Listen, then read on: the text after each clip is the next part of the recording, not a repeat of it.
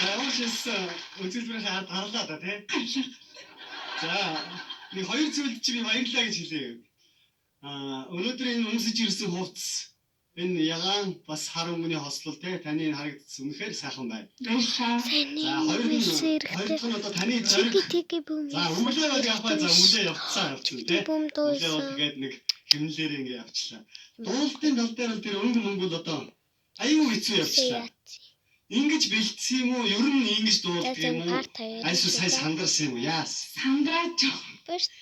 Жон бүжиндаа хараагүй. Тийм үү.